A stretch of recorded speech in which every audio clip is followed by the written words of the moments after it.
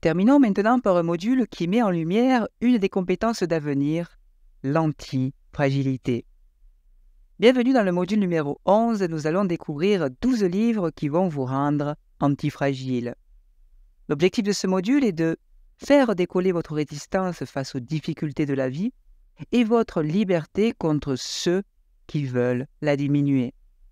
Les livres sélectionnés sont parfois assez subtils, donc accrochez-vous. En 12e position, voici le meilleur de l'ère des soulèvements, émeutes et confinements, les derniers soubresauts de la modernité de Michel Maffesoli. Question. Est-ce qu'il va y avoir des émeutes à venir, Mohamed? L'auteur nous fait le parallèle entre la situation générée par le Covid-19 et les mouvements des Gilets jaunes qui l'ont précédé. Mouvements pouvant être la préfiguration de révoltes d'importance à venir. Car si le tout sanitaire, inspirant l'action politique, ne manque pas de conduire à la servitude volontaire, CF le livre de la Boétie, nombreux sont les indices, rassemblements juvéniles, transgressions de tout ordre, ruses quotidiennes, annonçant les révoltes ou les émeutes à venir. Je nomme totalitarisme doux l'imposition en cours du port de la muselière, la mise à distance de l'autre ponctuant la vie courante, dans le cadre d'une démocratie. Mais la soumission n'est qu'apparente, nous dit l'auteur. Pour reprendre à Kierkegaard ou à Nietzsche une expression éclairante, on fait comme si l'on était soumis, et l'on n'en garde pas moins une essentielle méfiance vis-à-vis de la verticalité d'un pouvoir trop surplombant. Comme si l'on appréciait ce que Platon nommait dans la République la théotrocratie des montreurs de marionnettes, mais tout en sachant que cette théâtralité est vite considérée comme lassante. On peut dire que le soulèvement, l'insurrection et la rébellion, etc., surviennent quand le discours officiel n'est plus ressenti comme légitime.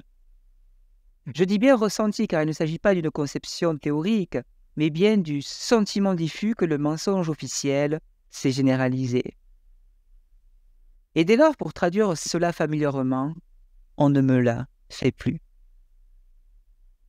À certains moments, trop c'est trop. Le mensonge permanent est débusqué pour ce qu'il est, c'est-à-dire une imposture qu'il convient de faire cesser.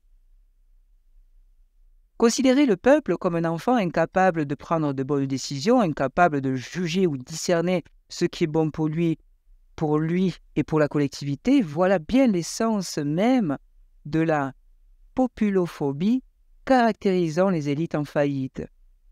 En faillite car une élite est légitime seulement lorsqu'elle est greffée sur la sagesse populaire. À ces moments-là, le mensonge ne fait plus recette. Qui plus est, il se retourne contre ceux qui le profèrent. N'est-ce pas cela que relève Boccace dans le Décaméron? Le trompeur est bien souvent à la merci de celui qui l'a trompé. C'est cela, la violence totalitaire d'un État surplombant qui, grâce à un service public entre guillemets ayant de fait mis le public à son service, s'emploie à créer ce meilleur des mondes. Ce meilleur des mondes où la soumission à la tyrannie sanitaire préfigure la dictature d'une aliénation soft, celle d'un esclavage consenti, d'un totalitarisme doux dans le cadre d'une démocratie, nous dit l'auteur. Esclavage dont le fondement essentiel est la promesse d'un bonheur assuré. N'est-ce point cela que prophétisait la sympathique Saint-Just, le bien nommé, qui se servit de la terreur et de la guillotine pour promouvoir l'avènement du bonheur? Le familier des promenades en montagne ne manque pas de remarquer que les beaux lacs ponctuant les hautes vallées alpines sont on ne peut plus calmes en leur surface. Mais leurs bas-fonds sont animés par des constants grouillements. De temps à autre, ces derniers apparaissent à l'extérieur sous forme de bulles géantes, troublant la quiétude du lac. Bulles aussi soudaines qu'éphémères. disparaissant en effet pour renaître plus tard quand le grouillement intérieur se fait à nouveau trop pressant. Voilà une image qui permet de comprendre les soulèvements qui, actuellement, troublent la vie de nos sociétés. Il s'agit bien en effet de bulles explosives appelées à se renouveler en ce qu'elles expriment le grouillement à la fois profond et violent, animant une société officieuse ne se sentant plus du tout représentée par la société officielle ayant le pouvoir institutionnel. D'où l'ambiance insurrectionnelle, nous dit l'auteur, caractéristique de toute fin d'époque. C'est bien cela l'essence du totalitarisme en train de s'élaborer. Non seulement maintenir la distance entre l'élite et le peuple, mais également imposer une distanciation entre les membres de ce dernier, entre vous et votre famille, entre vous et vos amis. Et au final, pourquoi le peuple se soulève en général, nous dit l'auteur? Eh bien, l'auteur nous donne finalement la motivation de tout soulèvement. Il nous dit que le point nodal des soulèvements populaires est structurellement une perpétuelle quête du Graal, c'est-à-dire une recherche spirituelle. En 11e position, voici le meilleur du livre « Le temps de la terreur » de Michel Maffesoli. Celui qui contrôle la peur des gens devient le maître de leur âme, signé Machiavel. Il est non moins intéressant de noter que le despotisme de la santé publique est le propre d'un pouvoir qui ne protège pas le peuple, mais qui, essentiellement, se protège lui-même. Ce pouvoir, au nom d'une illusoire protection, devient de fait un prédateur. Concernant les épidémies, les guerres et les différents conflits sociaux, la hantise des instances dirigeantes est de se laisser surprendre, raison pour laquelle elles mettent en œuvre une véritable inquisition, nous dit l'auteur. L'inquisition lutte contre les fauteurs de déviance, contre ceux qui osent s'écarter de la norme, démarche qui est, selon l'auteur, pour le dire simplement, l'essence même du totalitarisme. On a trop souvent tendance à considérer que le totalitarisme serait essentiellement politique, c'est-à-dire que des élections libres et un fonctionnement démocratique garantiraient son absence. Mais il est des totalitarismes s'exerçant dans la vie quotidienne, dans les préceptes sociaux, dans l'organisation même des relations sociales, voire dans les suggestions faites à la vie familiale, qui constituent une dictature des corps et des esprits d'essence totalitaire.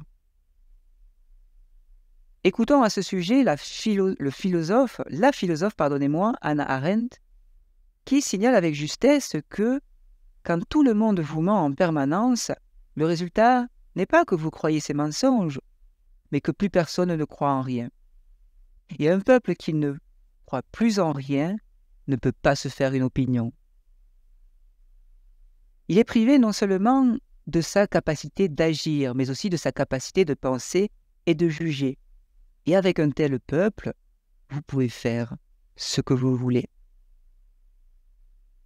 Et si on concluait par une note d'espoir, les amis? En essayant de diffuser la peur, l'élite ne fait que projeter la sienne. Et la sagesse populaire le sait bien. Tout passe, tout lasse, tout casse. En 10e position, voici le meilleur de l'art d'être heureux de Schopenhauer. Sans cette règle de vie, tout est foutu, nous dit Schopenhauer. Évitez la jalousie à tout prix. Tu ne seras jamais heureux tant que tu seras torturé par un plus heureux que toi. L'auteur nous pousse à trouver son caractère. Un homme doit aussi savoir ce qu'il veut et savoir ce qu'il peut. C'est seulement ainsi qu'il montrera du caractère et c'est seulement alors qu'il accomplira quelque chose de juste.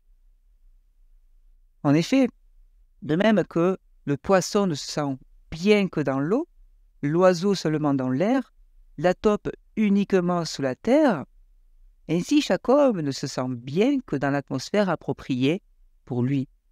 Par exemple, l'air de la cour n'est pas respirable pour tout le monde. Et ce qu'il obtient ainsi péniblement contre sa nature ne lui donnera aucun plaisir. Ce qu'il apprend ainsi restera lettre morte.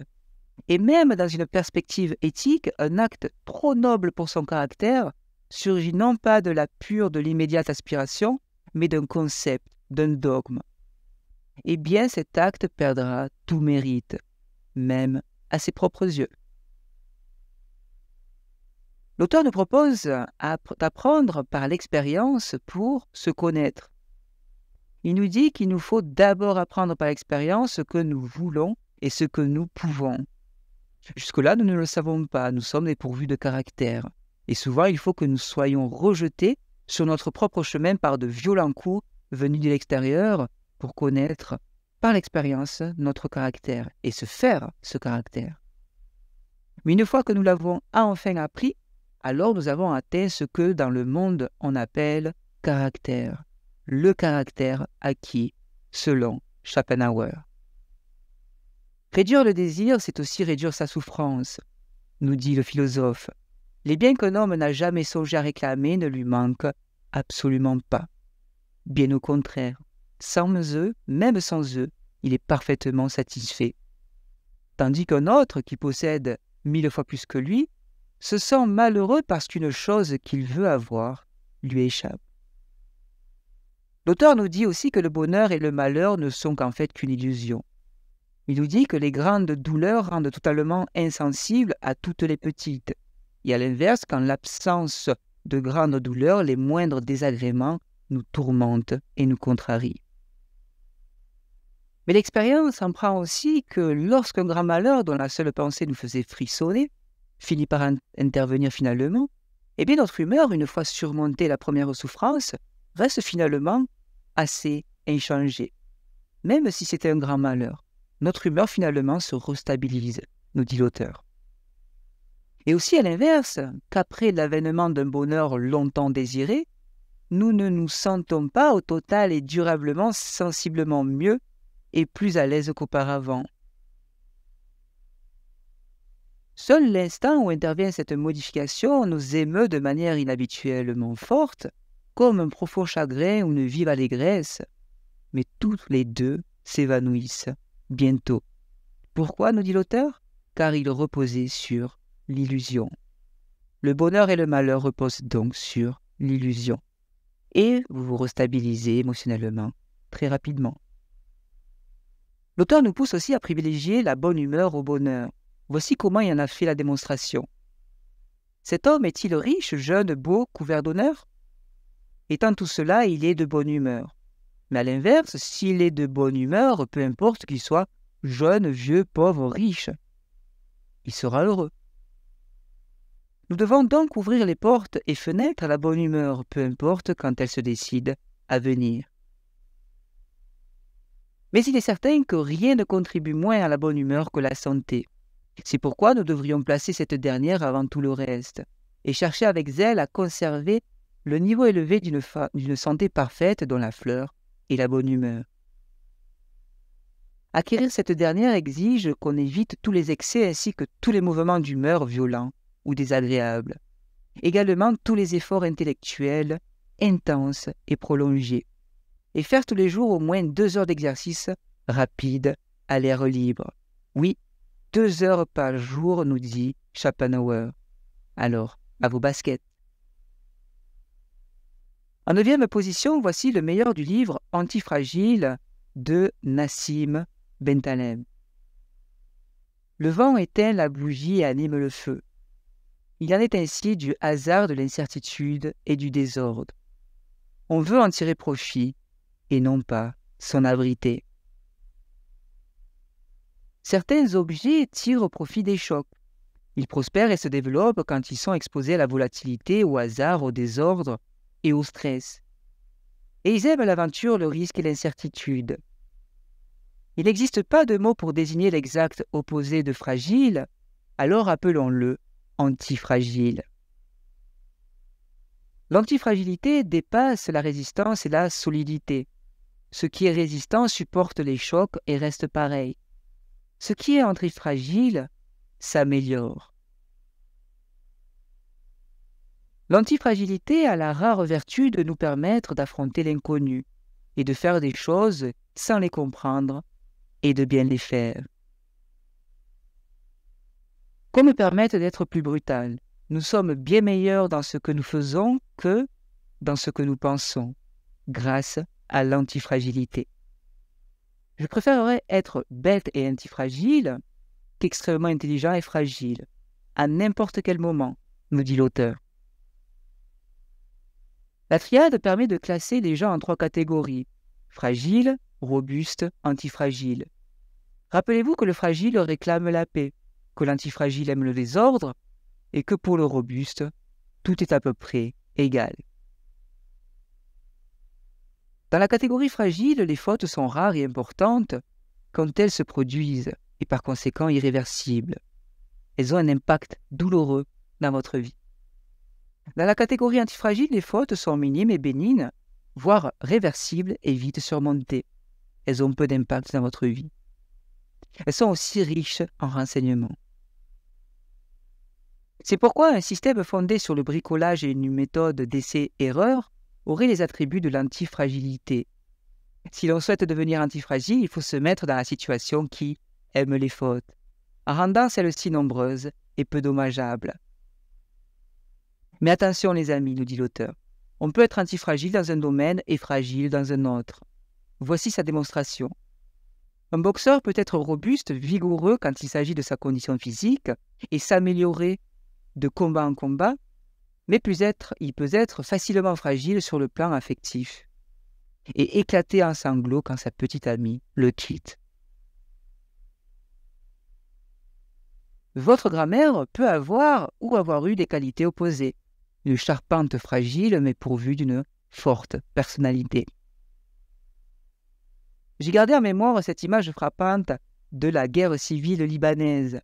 Une toute petite dame, une veuve, elle était vêtue de noir, en train de gronder des miliciens du camp adverse parce qu'ils avaient cassé toutes les vitres de sa maison pendant un échange de tirs. Leur fusil était pointé dans sa direction. Il aurait suffi d'une balle pour la tuer, mais ces hommes n'en menaient pas large, car elle les intimidait et leur faisait peur. Cette dame est le contraire du boxeur, physiquement fragile, mais forte de caractère. Dans la mythologie grecque, l'hydre était une créature fabuleuse en forme de serpent qui vivait dans le lac de Lerne, près d'Argos, et était pourvue de nombreuses têtes. Chaque fois que l'on en tranchait une, 2 autres repoussaient. Elle aimait donc l'hydre qu'on lui fasse du mal.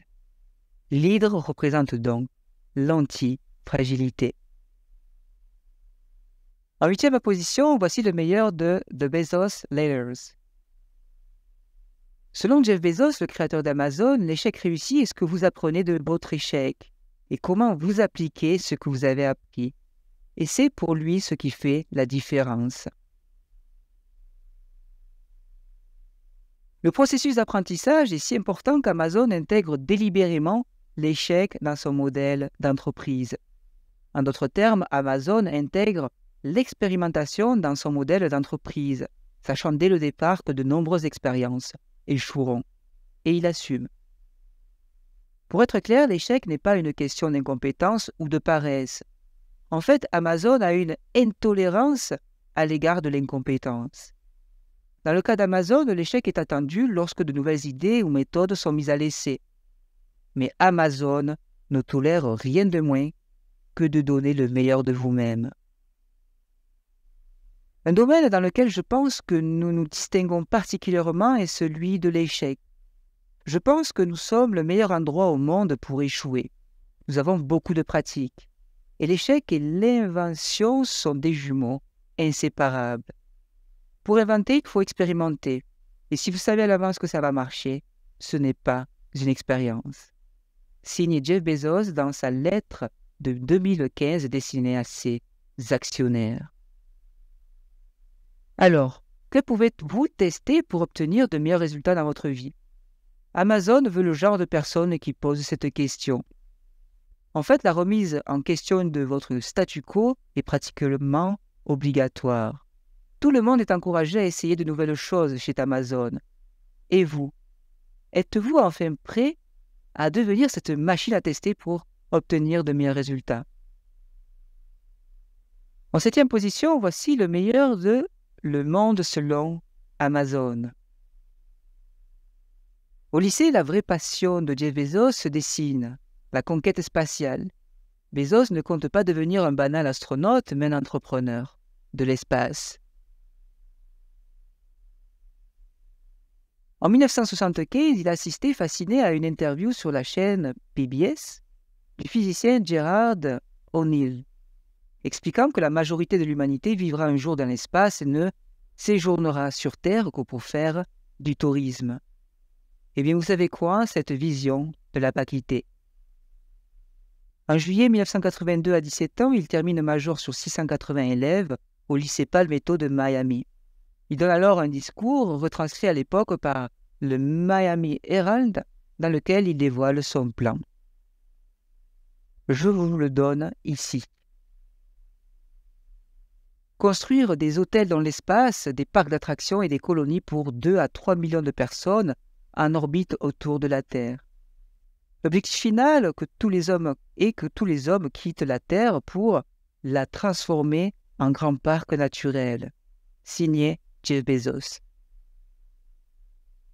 La thèse de Bezos est la suivante. L'explosion démographique mondiale, couplée à des besoins grandissants en énergie, nous obligera inexorablement à fuir en masse hors de cette atmosphère. Le mania a exposé sa solution magique lors d'une hallucinante conférence en mai 2019 à Washington, vêtu d'une veste grise et d'une chemise noire, le crâne brillant sous les projecteurs. Nous avons le choix, dit-il. Voulons-nous la stagnation et le rationnement ou voulons-nous le dynamisme et la croissance? C'est un choix simple. Nous savons ce que nous voulons. Il faut juste nous retrousser les manches, nous dit-il. On l'a compris, Jeff Bezos n'est pas venu pour militer pour la décroissance. La transhumance intersidérale est selon lui la seule option possible. Si nous déménageons dans le système solaire, nous aurons des ressources illimitées, notamment photovoltaïques. Ces fusées serviront alors à faire la navette vers de nouvelles colonies galactiques, des sortes d'immenses vaisseaux en forme de cylindre qui pourront accueillir un jour 1000 milliards d'humains. Cela veut dire que nous aurons 1000 Mozart et 1000 Einstein. Ce serait une civilisation incroyable, promet Bezos. De vrais petits écosystèmes sous cloche avec leurs transports, leurs champs, leurs villes, dont certaines sont des répliques à l'identique des cités historiques comme Florence. Certaines seront dédiées au divertissement, d'autres resteront des parcs nationaux luxuriants. Toutes jouiront d'un climat idéal.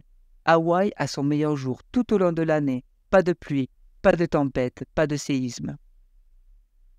Petite confidence du livre sur la personnalité du bonhomme. L'intransigeance apparente de Bezos, son assurance de tous les instants, masquait en fait mal une peur profonde que Jeff Bezos a toujours eue. Celle de la chute. En 1999, interviewé par l'émission phare de CBS 60 minutes, il reconnaissait cette angoisse du déclin. Je dis à mes employés de se réveiller chaque matin pétrifiés, apeurés, parce que c'est mon cas. Au fond de lui, Jeff Bezos est un fragile, et il a appris à devenir un antifragile pour réussir sa vision. Parmi ses mantras favoris, Bezos en ressasse un tout particulièrement. It's always day one. C'est toujours le premier jour. La formule conclut systématiquement sa lettre annuelle aux actionnaires. Elle signifie qu'Amazon doit rester en alerte, sous tension, et ne surtout pas devenir une firme bureaucratique s'endormant sur ses lauriers comme l'a pu l'être Microsoft, l'autre géant de la tech de Seattle. Et pour lui, contre-exemple absolu. En avril 2017, s'exprimant sur une scène devant des milliers d'employés d'Amazon, il appelle le portrait du jour 2, de Day 2, celui qui suit le premier jour, de Day 1. Le jour 2, c'est la stagnation, puis le manque de pertinence, puis un atroce et douloureux déclin, puis la mort. Voilà pourquoi on doit rester au jour 1. En sixième position, voici le meilleur du livre Les Nouvelles Solitudes. Dans toutes les sociétés développées, la montée de la solitude est devenue un phénomène social majeur. Alors que les interactions entre individus sont permanentes, voire envahissantes, de nombreuses personnes éprouvent un sentiment douloureux d'isolement. Et en même temps, beaucoup d'autres font le choix délibéré de vivre seuls. Dans ce livre riche de nombreux cas issus de son expérience clinique, la psychanalyste Marie-France Irigoyen montre que cette réalité est le fruit d'une mutation profonde des rapports hommes-femmes encore inaboutis. On est face à un paradoxe.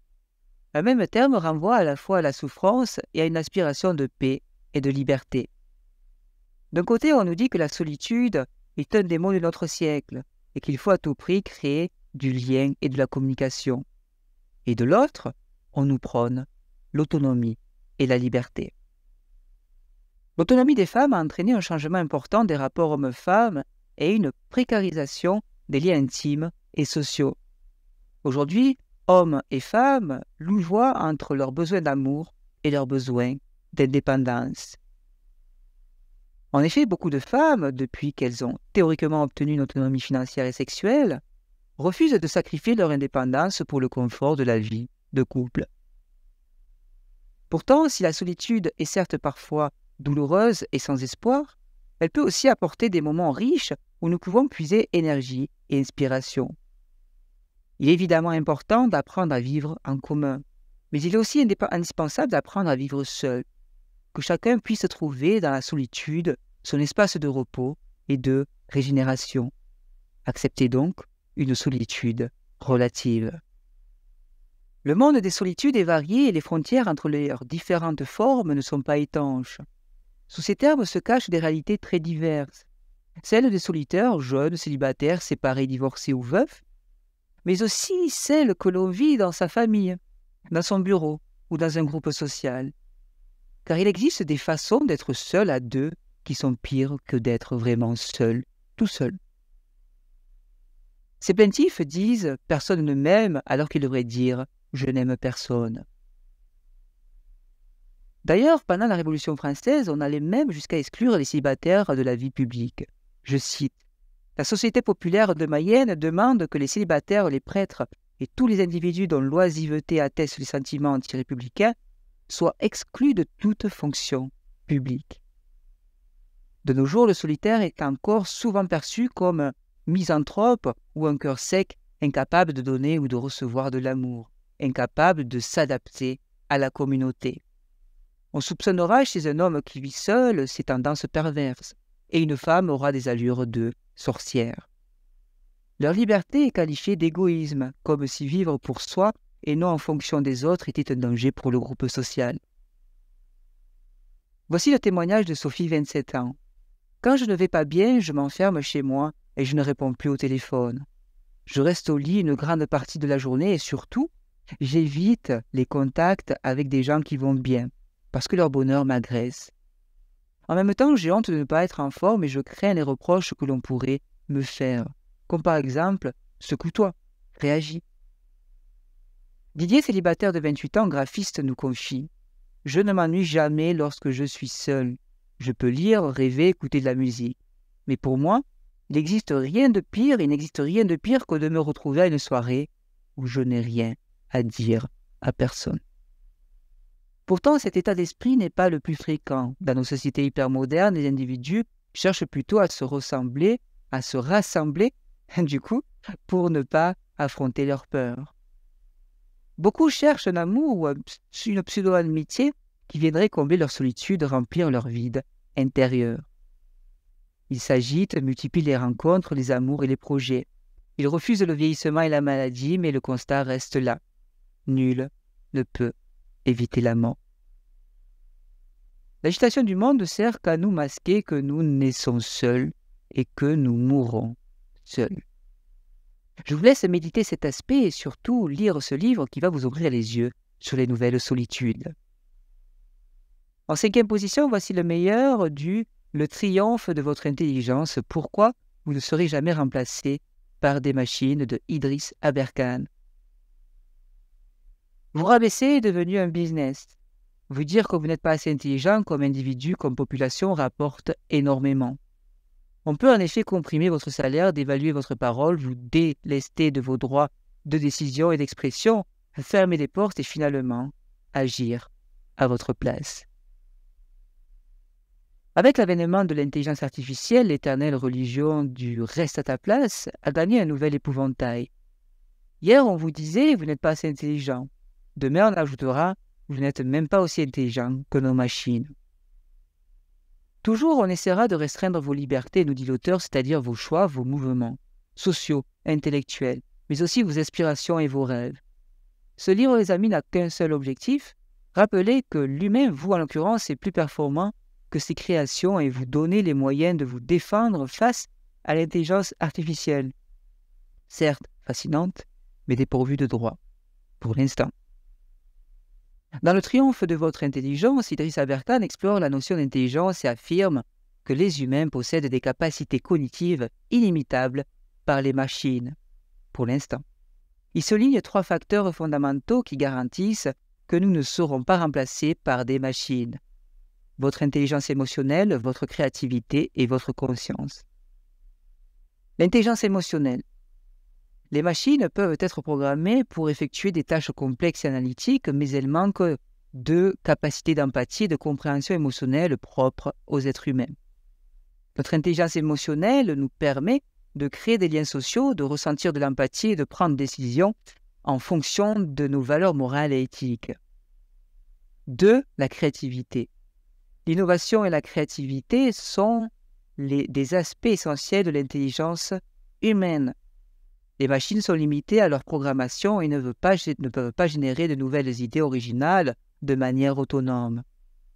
Les êtres humains ont la capacité de penser de manière divergente, de résoudre des problèmes de manière novatrice et de créer des œuvres d'art uniques. 3. La conscience. Aberkan souligne l'importance de la conscience pour l'intelligence. Les machines n'ont pas de conscience propre, elles ne peuvent donc pas expérimenter la vie de la même manière que les êtres humains. Notre conscience nous permet d'avoir des expériences subjectives, de développer des opinions et de prendre des décisions éclairées. Pour conclure, voici un message clé du livre. Nous sommes capables de donner un sens profond à notre existence, d'apprendre de nos expériences, de forger des relations significatives et de bâtir un avenir meilleur pour nous-mêmes et pour les générations futures. C'est pourquoi, malgré les avancées technologiques, nous dit l'auteur, nous ne serons jamais complètement remplacés par des machines. Je vous laisse vous faire votre propre opinion. En 4e position, voici le meilleur du livre « Je finis, jeu infini », le pari métaphysique du joueur de James Cairns. Dans son livre « Finite and Infinite Games », James Cairns explore la distinction entre 2 types de jeux qui façonnent nos vies. Les jeux finis et les jeux infinis.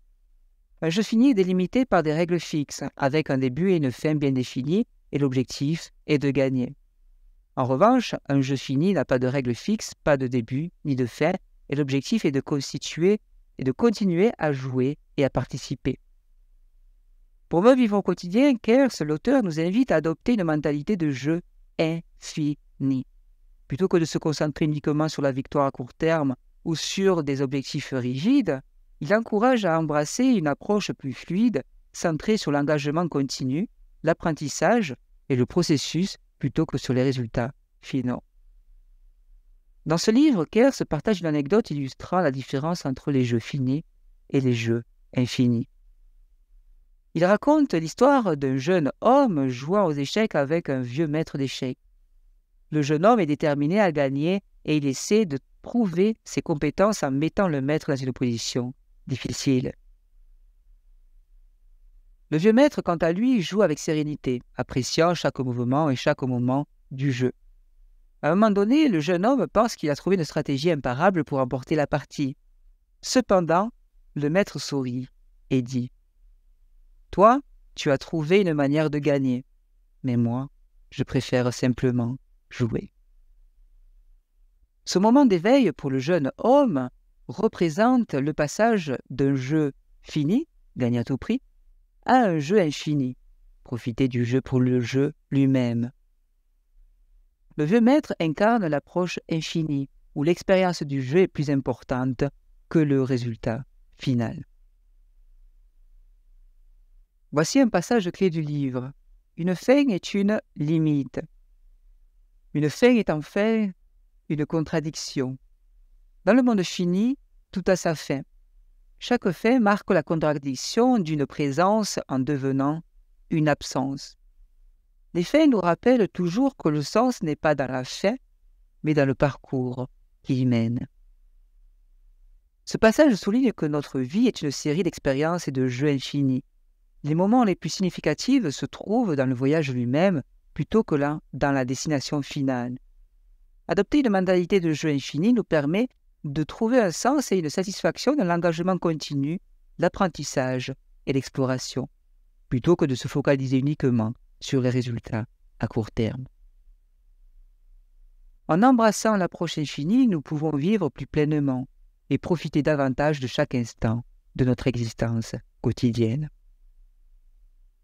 Les jeux finis ont des règles claires, un début et une fin bien définis. L'objectif principal est de gagner. Ils sont compétitifs par nature et impliquent généralement une compétition contre d'autres joueurs. Par exemple, les compétitions sportives sont des jeux finis car elles ont un vainqueur et un perdant. Et le jeu se termine souvent lorsque le vainqueur est déterminé. Lorsque nous prenons un jeu infini comme un jeu fini, cela peut être dangereux, car nous cherchons alors à gagner à tout prix en sacrifiant d'autres aspects importants de notre vie. Par exemple, votre recherche du bonheur. Si nous considérons le bonheur comme un jeu fini, nous pourrions nous concentrer uniquement sur la satisfaction immédiate et les plaisirs éphémères, sans prendre en compte le bien-être à long terme et les relations significatives. Cela peut nous amener à adopter des comportements impulsifs ou à rechercher des ressources superficielles de bonheur, au lieu de développer des pratiques durables pour notre bien-être émotionnel. 3. La paix. Si nous considérons la paix comme un jeu fini, nous pourrions rechercher la résolution rapide des conflits sans prendre en compte les racines profondes des problèmes ou sans chercher à comprendre les perspectives des autres parties. Cela peut conduire ainsi à des solutions superficielles et temporaires qui ne résolvent pas réellement les tensions sous-jacentes. Les jeux infinis, quant à eux, n'ont pas de règles fixes, pas de début ni de fin, et l'objectif est de continuer à jouer et à participer. Ils sont basés sur le processus plutôt que sur un résultat final. Par exemple, l'éducation est souvent considérée comme un jeu infini, car il n'y a pas de fin claire à l'apprentissage parce que l'apprentissage est continu tout au long de votre vie. Lorsque nous prenons un jeu infini comme un jeu fini, cela peut être tout aussi problématique car nous risquons de nous sentir constamment insatisfaits et frustrés car il n'y a pas de victoire définitive.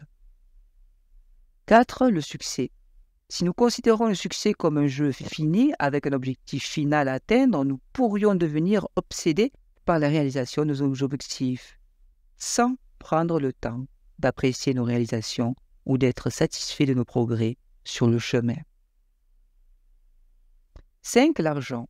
Si nous considérons l'accumulation de richesses comme un jeu fini, nous pourrions nous engager dans une quête sans fin de biens matériels, sans considérer l'impact sur notre bonheur et nos relations. 6. Justement, les relations romantiques en couple.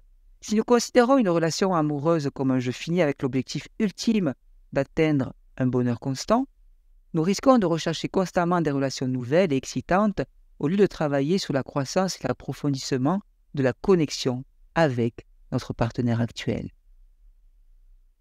En adoptant une mentalité de jeu infini pour ces aspects de la vie, vous pouvez vous aussi trouver l'approche plus équilibrée et satisfaisante. Nous pouvons reconnaître que la recherche du bonheur, de la paix, du succès, l'argent et les relations romantiques sont des chemins continus d'apprentissage et de développement, où le processus lui-même est essentiel plutôt que de les considérer comme des objectifs finaux à atteindre. Cela nous permet ainsi de cultiver une vie plus riche, plus épanouissante et durable. En comprenant la distinction entre les jeux finis et les jeux infinis, nous pouvons adopter des approches plus appropriées pour différents aspects de notre vie. Cela nous permet de vivre de manière plus équilibrée et épanouissante en reconnaissant le caractère continu et évolutif de certains domaines de notre existence, tout en appréciant pleinement les moments de compétition et d'objectifs spécifiques lorsque cela est approprié. En troisième position, voici le meilleur de Épicure et l'épicurisme. En quoi la philosophie d'Épicure peut-elle vous aider à vivre plus heureux? La philosophie d'Épicure peut certainement aider à vivre plus heureux en mettant l'accent sur le principe de modération du plaisir. Épicure était un philosophe grec antique qui croyait que le but ultime de la vie n'était pas autre chose que d'atteindre le bonheur et la tranquillité d'esprit qu'il appelait l'ataraxie. Voici comment sa philosophie peut contribuer à une vie plus heureuse de votre côté. 1. Modération du plaisir. Épicure préconisait la modération du plaisir plutôt que la recherche effrénée des plaisirs intenses et éphémères. Selon lui, l'excès de plaisir pouvait entraîner des souffrances et des déséquilibres. Au lieu de cela, il encourageait à rechercher des plaisirs simples et durables tels que l'amitié, la contemplation, la sagesse et la vie en harmonie avec la nature. En adoptant ce principe de modération, on évite les excès qui peuvent entraîner des conséquences négatives sur votre bien-être physique et émotionnel. En se concentrant sur des plaisirs plus profonds et durables, on peut cultiver une satisfaction et un contentement plus constants dans votre vie quotidienne.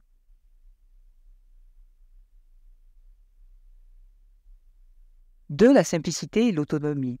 Épicure préconisait également la simplicité dans les besoins matériels et la recherche de l'autonomie. En se libérant des désirs excessifs de richesse matérielle et de biens, on peut se détacher de l'avidité et des soucis inutiles. L'autonomie dans le contexte épicurien signifie se suffire à soi-même et ne pas dépendre excessivement des autres pour son bonheur.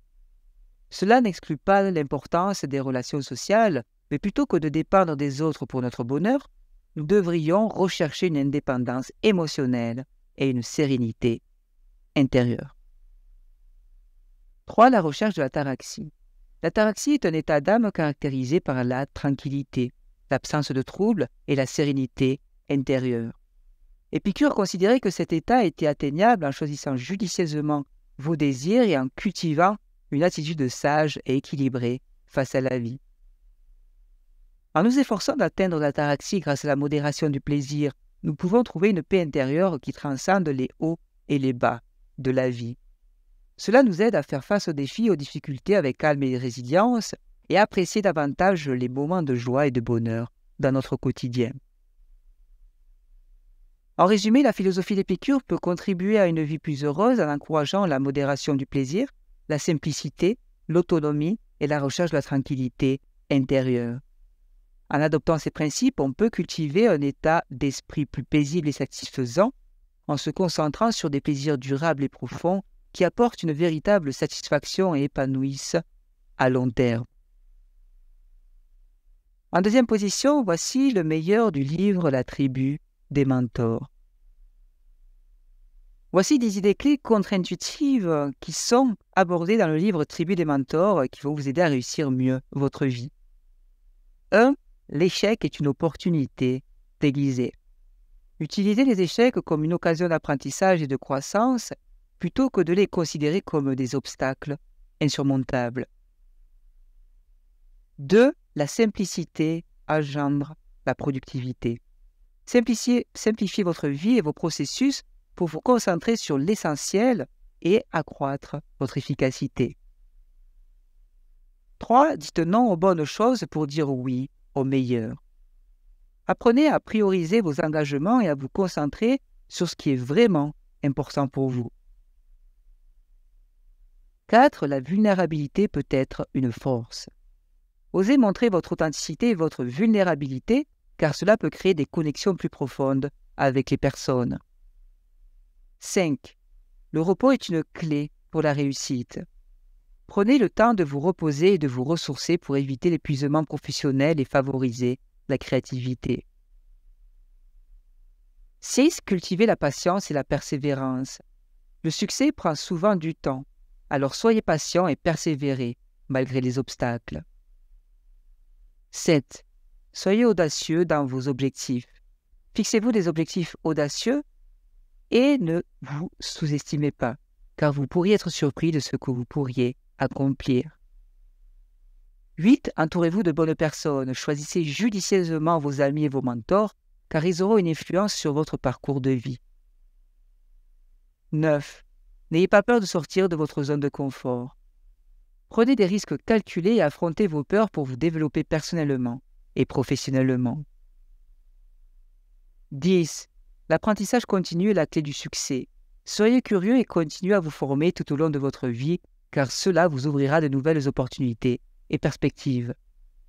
Ces idées contre-intuitives peuvent être explorées plus en profondeur dans le livre Tribu des mentors de Tim Ferriss, propose des conseils et des expériences de personnalités de divers domaines pour mieux réussir dans différents aspects de votre vie. En première position, voici le meilleur du livre Une vie bouleversée suivie de lettres de Westerbork. Dans le livre intitulé Une vie bouleversée, écrit par Etty Ellison était une femme juive néerlandaise qui a tenu un journal intime pendant la Seconde Guerre mondiale et dans lequel elle a exprimé ses réflexions sur la vie, la souffrance, l'amour et la spiritualité alors qu'elle faisait face à l'occupation nazie aux Pays-Bas. Voici 3 extraits touchants tirés de ce journal intime où elle aborde le sens de la vie et les défis auxquels elle est confrontée. Je cite : « Il y a une source intarissable au fond de nous, et il faut que nous la trouvions si nous voulons survivre. Chacun de nous doit creuser jusqu'à ce qu'il la découvre et s'y abreuver pour survivre. Sinon, nous mourrons vraiment de soif, même si nous avons plein de bonnes choses à notre disposition. » L'amour déborde, je l'ai senti tant de fois, à tel point que cela en devenait douloureux. C'est comme un feu ardent dans lequel tout ce qui est laid et avide est réduit ensemble.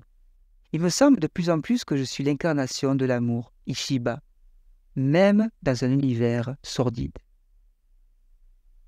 J'oublie toujours que chaque jour est un cadeau. Je me plains et me lamente comme si j'étais déshéritée, alors qu'à chaque instant, je pourrais me réjouir du monde entier et des cieux. J'ai simplement besoin d'ouvrir mon cœur, de me laisser submerger par l'amour infini qui m'entoure. Ces extraits reflètent la profondeur de la réflexion de cette dame sur le sens de la vie, sa quête d'amour et de spiritualité, ainsi que sa capacité à trouver la source d'inspiration et de force intérieure malgré les circonstances difficiles auxquelles elle est confrontée pendant la guerre. Un vrai message pour nous. Merci.